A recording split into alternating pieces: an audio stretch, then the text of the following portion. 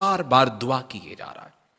آپ نے دیکھا کہ یہ کلمات دعا کو بار بار دہرا رہا ہے، اس کا مطلب ہے کہ اس کی دعا کو قبول نہیں کیا جا رہا، اس کی دعا کو اجابت کی خوبصورت نعمت سے مالا مال نہیں کیا جا رہا۔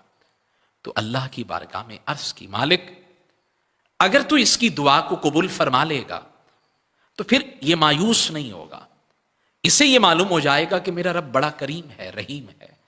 رب نے فرمایا، اے موسیٰ کلیم اللہ، اس کی دعا کو کیسے قبول فرماؤں حالانکہ یہ بخیل ہے؟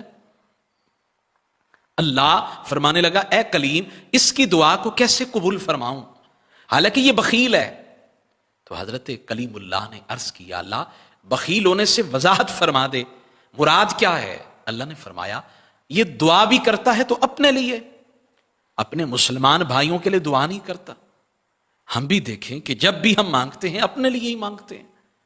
یا اللہ گاڑی دے دے، اپنے لیے، گھر دے دے، اپنے لیے، یا اللہ بچوں کا مستقبل اچھا فرما دے، اپنے لیے۔ جب بھی مانگا ہے اپنے لیے مانگا ہے، فرمایا جو اپنے لیے مانگے وہ بخیل ہے، اس میں بخل کوٹ کوٹ کے بھرا ہوا ہے۔